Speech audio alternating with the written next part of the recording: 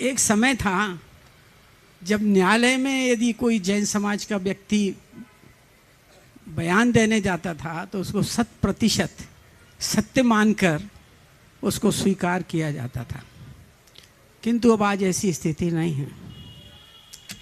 इसके बाद एक और स्थिति निर्मित हो रही है कि ये जो अंधी दौड़ चल रही है उसमें समाज का एक नया रूप सामने आ रहा है कि आप जब किसी की मदद कर रहे हैं तो वो मदद को स्वीकार तो कर रहा है, किंतु आपकी मदद नहीं कर रहा है, वो आपको लिए गड्ढा खोद रहा है, आपको गड्ढे में गिराने की कोशिश कर रहा है। गुरुवर आप कहते हैं कि समाज के लोगों की मदद करिए, समाज को आगे बढ़ाइए, समाज के साथ व्यापारिक और दूसरे प्रोफेशनल्स के साथ समव्यवहार रखिए ताकि समाज को एक मदद मिल सके। किंतु मैं अभी जो रूप देख रहा हूँ कि जब आप कोई मंदिर निर्माण कर रहे हैं, कोई धार्मिक कार्य कर रहे हैं, तो जब समाज के लोगों से आप व्यवहार करते हैं तो वो व्यवहार आपके साथ नहीं करते हैं, वो एक विपरीत व्यवहार कर रहे हैं, पैसा ले रहे हैं, काम नहीं कर रहे हैं, गुणवत्ता समाप्त हो रही है। इससे हमारे समाज की पहचान ही समाप्त हो रही है। बार बार आपके प्रवचनों में ये सब बातें आ रही हैं, किंतु उनका अनुसरण समाज नहीं कर रहा है। ये एक चिंतनीय विषय है, इस पर आपका मार्गदर्शन और आपका समाधान चाहूँगा। बहुत ही गंभीर बात जस्टिस साहब ने यहाँ उपस्थित की है, और ये बात नहीं है, पूरी समाज के सामने उनने एक आईना रखा है। समाज को इस पर बहुत गंभीरता से विचार करना चाहिए। हमने अपनी पहचान खोना शुरू कर दिया। हम थोड़ा सोचे वो दिन कितना उत्तम दिन होगा और उस समय हमारे समाज की कैसी प्रतिष्ठा और पहचान थी कि न्यायालय में आपको जो कह दिया वो मान लिया जाता था, जैन कहना पर्याप्त हो जाता था। और आज सारे प्रकरणों में कहीं ना कहीं जैन इन्वॉल्व हो जाते, कुछ नहीं तो जांच आयोग में ही सही, कोई भरोसे ही नहीं कर रहा है। ये हमने अपनी प्रामाणिकता खो दी, हमने अपनी पहचान खंडित कर दी। ये बड़ी अप्रभावना है। एक सज्जन थे, एक बड़े कुलपति, नाम नहीं ले रहा हूँ, उन्होंने एक दिन मुझसे कहा, बड़ी सभा में कहा, मैं जैन धर्म से प्रभावित हूँ, जैनों से नहीं। ये बहुत सोचनीय बात है।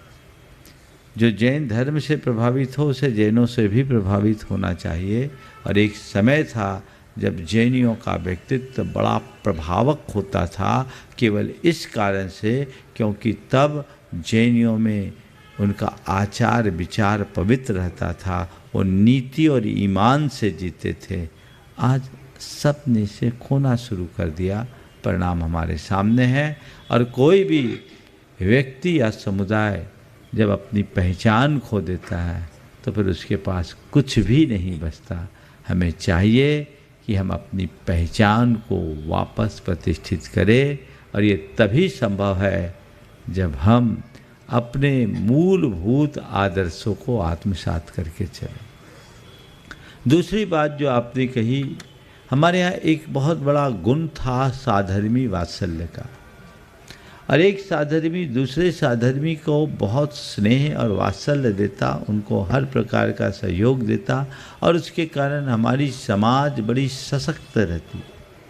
वहाँ लोगों का एक दूसरे के साथ जो संबंध होता उसमें किसी प्रकार का छल कपट का भाव नहीं होता, और लोग धर्म से ज़्यादा लगाव होने के कारण धर्मी से भी पूरा प्रेम रखते थे, धर्म और धर्मी में ज़्यादा भेद नहीं रखते थे।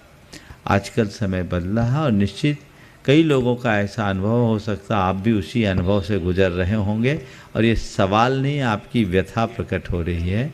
वैसा मैं समझ रहा हूँ कि जैनी ही जैनियों को चूना लगाने लगा है, ये चीज़ें ठीक नहीं।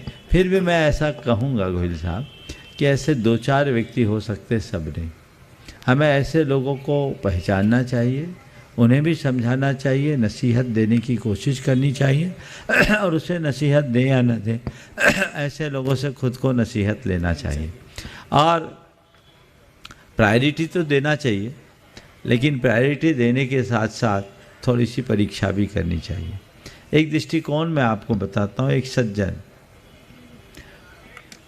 मध्य प्रदेश में वेयर हाउसेस में लोग अनाज रखते हैं और वेयर हाउस की रसीद के एवज में लोग पैसे उठाते हैं बाज़ार से, ये चलता है। एक भाई ने 20 लाख रुपया एक व्यक्ति से लिया वेयर हाउस की रसीद से, और उस आदमी ने यही काम 2 आदमी से और कर लिया, फर्जी काम करके। सैकड़ों मुकदमे हाँ, हमारी जैन समाज के लोगों पर इसी तरह के ये जो वेयर हाउस बना रहे हैं हाँ। और चला रहे हैं, उन पर चल रहे हैं, वो सब फौजदारी मुकदमे चल रहे हैं। हाँ, मैं आपको जो बोल रहा हूँ वो बता रहा हूँ। जी। अब वो क्या किया, 20 लाख रुपया एक जन से लिया जिसने अनाज रखा, उसने वेयर हाउस की रसीद के एवज में, और 2 आदमी से और ले लिया। इतना लिया सो लिया, लेनदार के ऊपर एक फर्जी केस भी ठोक दिया। उसने मुझे बताया, मैंने कहा भैया तुमने ऐसा आँख मूंद करके क्यों कर दिया? बोला महाराज जी हमने सोचा अपना जैनी आदमी साधर्मी है, रोज मंदिर में साथ में पूजा पाठ करता है, गुरुओं की सेवा करता है, मैंने दे दिया। तो उसका मित्र साथ में बैठा था, बोले दे दिया, अब चूना लगाया, झेलो। तो उस व्यक्ति ने जो बात कही मैं वो कहना चाहता हूँ। उसने कहा महाराज अब चूना तो बाज़ार में कोई ना कोई लगाता ही रहता है, ये तो धंधा में चलता है, चलो चूना भी लगाया तो जैनी ने लगाया, कोई गैरी ने लगाया, झेल लेंगे, आगे के लिए सीख मिले। ऐसा भी सकारात्मक दृष्टिकोण हो सकता है। मैं ये नहीं कहता कि जो भी ऐसा आपको बोले आप उसको आँख मूंद करके स्वीकार कर लो, लेकिन इन बातों को देखकर हम अपनी आस्था को स्थिर रखें, आस्था को खंडित ना होने दें, क्योंकि जब 2-4 अनुभव ऐसा हो जाता है तो मन उचट जाता है, फिर किसी को सहयोग करने की इच्छा नहीं होती, फिर लगता है अरे हर कोई ऐसा होगा।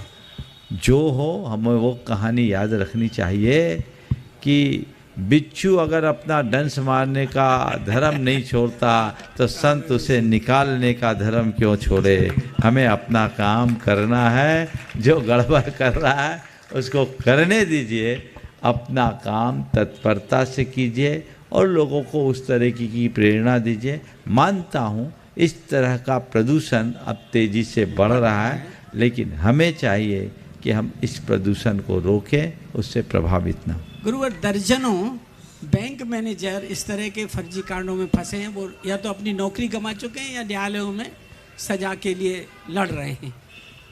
दूसरी बात और क्या हो रही है कि एक बैंक मैनेजर साहब ने तो मुनि व्रती ले लिया, वो तो मुनि बन करके साउथ की तरफ चले गए।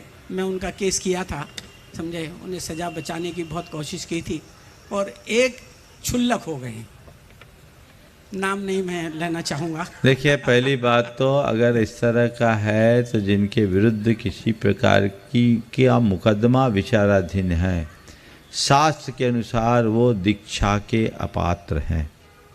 उनने अगर दीक्षा लिया तो गलत लिया, और जिनने दीक्षा दिया वो गलत दिया, मालूम बताया नहीं होगा। हाँ, तो ये दोनों चीज़ें हैं, एकदम ऐसा नहीं करना चाहिए। और आज मैं मंच से ये कहना चाहता हूँ, यदि किसी की भी दीक्षाएं होती है बहुत अच्छी बात है, दीक्षा बहुत दुर्लभ है, लेकिन यदि ऐसे किसी व्यक्ति की दीक्षा होती है जिसके विरुद्ध कोई अभियोग चल रहा हो, वो दीक्षा के अपात्र हैं। समाज को उनको समझाना चाहिए और दीक्षा प्रदाता को भी तथ्य बताना चाहिए, क्योंकि मान लीजिए आज कोई व्यक्ति दीक्षा ले ले और बाद में उसे किसी अपराध की सजा मिल जाए तो बोलो न्यायालय छोड़ेगा क्या? वो इसीलिए बनाए साधु, वो तो दीक्षा इसीलिए ताकि उसे सजा ना हो। वो कहते हैं साहब मैं तो बैराग्य ले ये लिया, बताओ, मुझे छोड़ो, माफ करो। साधु को छोड़ देंगे आप लोग क्या?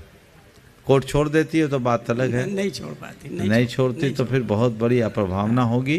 ये कृत्य बिल्कुल नहीं होना चाहिए। आज नए तरह का केस आपके सामने माध्यम से आया है, ये बहुत विचारणीय है, लेकिन मैंने आपको बता दिया हमारे शास्त्र में राजकीय अपराधों से ग्रसित, दिवालिया, पागल, विकृत चित्त, अंगहीन, मंद बुद्धि, दुर्बुद्धि व्यक्ति को दीक्षा का अपात्र बताया गया है। और अपात्र दीक्षा लेने के योग्य है और अपात्र को दीक्षा देना भी अपराध है। इसलिए देने वाले को भी सोचना चाहिए और लेने वाले को भी सोचना चाहिए और उसमें सम्मिलित होने वाले लोगों को भी जागरूक रहना चाहिए। अब मन से बहुत सी बातें नहीं कहूँगा। ठीक है, बाद में बात करेंगे। सुब्रा